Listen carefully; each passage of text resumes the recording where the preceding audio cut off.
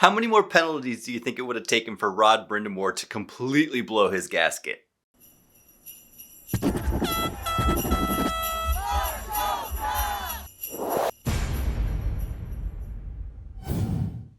Caps win 4-2 over the Carolina Hurricanes. The Caps improved to 14-3-5, and Ilya Samsonov improves to an unprecedented 9-0-1 to start his season. Oh, is this one gonna be a fun one to talk about? But before we get started, please go down there and like the video, subscribe to the channel, hit that notification bell to get alerts anytime that I post a video. And while you're down there, go ahead and comment and let me know what you thought about Rod Brind'Amour's actions in this game. I've got plenty of thoughts about it, and we're gonna get to that later in the video, but I wanna know what you think. So go down there, leave me a comment, I read them all, I wanna know. This was a huge win for the Caps because this was the top team in the league that they were going against, and for good reason. The Carolina Hurricanes are a hard team to play against, and the Caps are no stranger to this. Go back to the 2019 playoffs when the Carolina Hurricanes bumped the Caps out of the playoffs in the first round. This Carolina team, under the instruction of Rod Brind'Amour, brings an extremely heavy,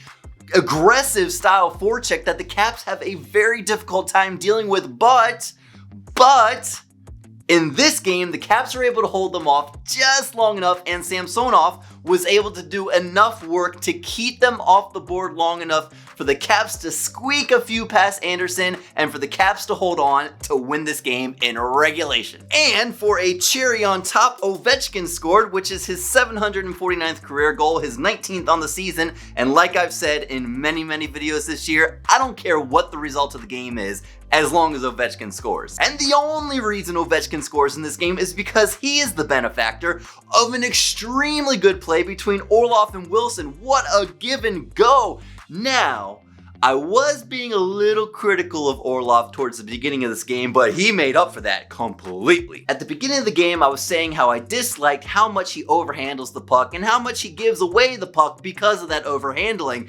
However, he makes up for it with this extremely good give and go play with Wilson, and then he makes up for it with the game-winning goal. I still don't want him overhandling the puck, especially in situations when he's walking that blue line. However, in situations like this, when he's aggressively driving the net and selling shot to everybody. I mean, everybody was faked out on this one. Defender, goaltender, everybody thought that backhander was going on net, but instead he goes to Ovechkin, who has a wide open net, and he slams it in. And then top line Protas, who I was raving about last video at how well he was doing on the top line, he gets his first NHL goal of his career, completely how he intended. But hey, it's what we always say, just throw the puck at the net and good things happen, and this is exhibit A of why you need to do that. And if you get a little extra time, go back and watch the highlights of the game and watch Kuzi's interaction with D'Angelo after he's the one to deflect it in. Hilarious. But this game wasn't all sunshine, rainbows, and unicorns. The Caps were actually severely outplayed in the first period.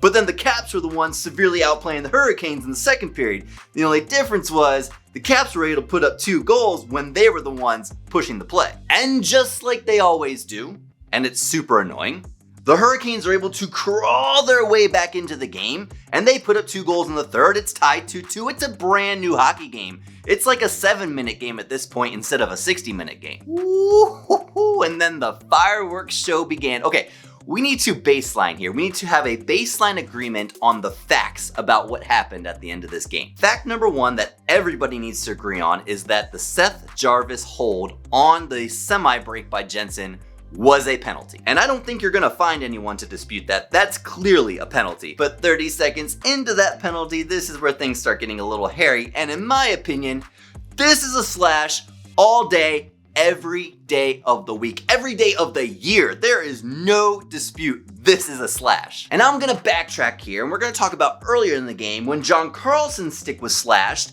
and broken in half, and the Canes got away with that call. So in this situation, in a tie game when the Canes are already down 1 and they unnecessarily slash Protas' stick, that's gonna get called every time. And the Canes actually do a really good job of killing off the 5-on-3, but right after the 5-on-3 ends, I mean, Seth Jarvis doesn't even have enough time to skate from the penalty box back into the play before Orlov, right in front of the net, puts it past Anderson, and the Caps have a 3-2 lead.